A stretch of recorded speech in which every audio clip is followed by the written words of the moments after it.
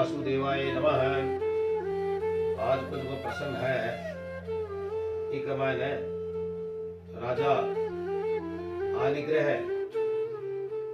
को विवाह और विपुत्र को जन्म, विवंश को वर्णन और ऋषभ देव जी को राजाभिषेक विको वर्णन।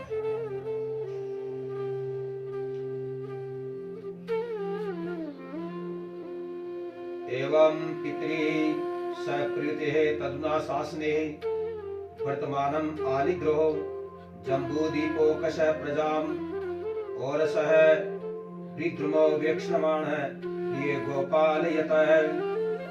पिता के द्वारा दिए गए राज्य को प्राप्त करके आनिग्रह ने अपनी प्रजा का पुत्र के समान पालन किया, किंतु राजा के कोई पुत्र नहीं हुआ। इसलिए पुत्र प्राप्ति के हेतु तप करने मंदराचल पर गया तथा वहां जाकर तप करने लगा। ब्रह्मा जी ने राजा का अभिप्राय समझकर पूर्वचिति नामक एक अप्सरा को राजा के पास भेजी। राजा ने उसके साथ विवाह कर लिया। राजा के 9 पुत्र हुए।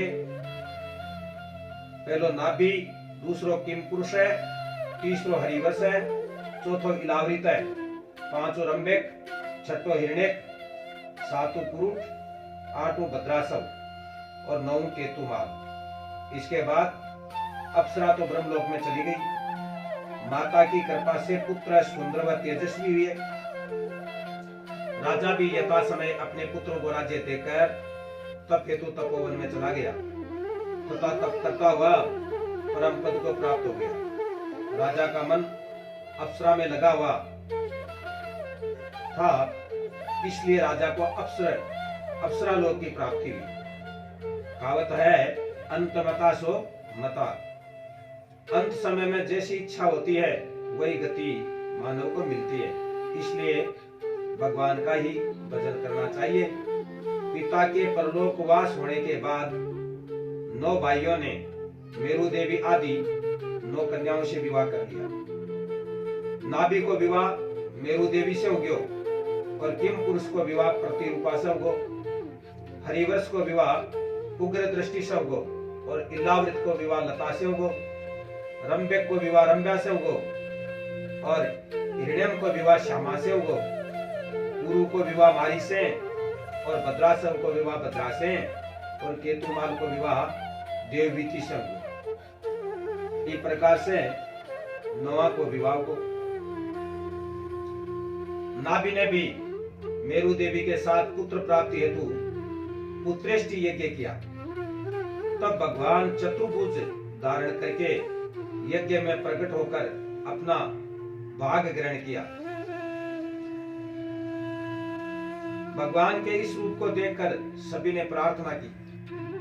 सशंख चक्रम सकृत कुंडलम सपीत वस्त्रम सरसी रुयक्षणम संहार वक्षस्थलम कौस्तुभश्रियम नमामि विष्णुं शिरसा चतुर्भुजम।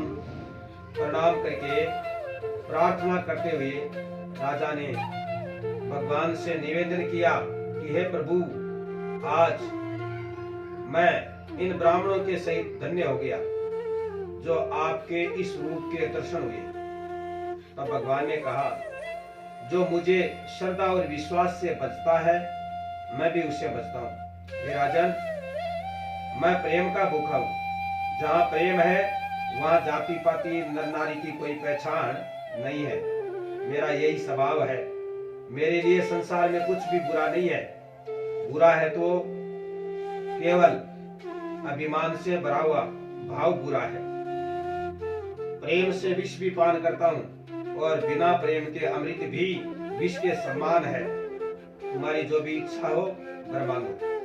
ब्राह्मणों ने कहा, आप जैसे पुत्र हो वही वरदान देने की कृपा करें। भगवान ने भी तथास्तु कहकर स्वीकृति दी थी तथा ये कहा कि संसार में मेरा जैसा तो मैं हूँ, इसलिए मैं ही राजा के घरे जन्म लूंगा। यह कहकर भगवान अंतर्ध्यान हो गए यथा समय अपने वचन सत्य करने के लिए भगवान ने मेरू देवी के यहाँ जन्म लिया। बोले ऋषभ देव जी महाराज की जय। अब ऋषभ देव जी के अंगों में भगवान के आयुधों का चिन्ह देकर प्रजा ने उनको राजा बना दिया। बल व यश में सर्वश्रेष्ठ होने से इनके पिता नाभि ने इनका नाम ऋषभ देव रख दिया। राजा नाभि सुयोग्य पुत्र पाकर बहुत ही प्रसन्न हुआ। एक बार इंद्र ने ऋषभ देव जी के राज्य में वर्षा नहीं की, तब ऋषभ देव जी ने अपने योग बल से वर्षा करके सारी प्रजा को संतुष्ट कर दिया। फिर उन्होंने इंद्र द्वारा दी गई जयंती नाम की कन्या से विवाह किया, जिसके 100 पुत्र हुए। भरत सबसे बड़ा था, उसके नाम से ही इस देश का नाम भारतवर्ष पड़ा। अपना जो देश है इको नाम भरत के कारण ही भारतवर्ष पड़े। इनके 9 पुत्र कुशावर्त आदि 9 खंडों के राजा हुए। 9 पुत्र ज्ञानी सिद्धेश्वर हुए, जिनका वर्णन 11वें स्कंद में नारद वसुदेव संवाद से किया जाएगा। 81 पुत्र नैष्ठिक याज्ञिक हो गए।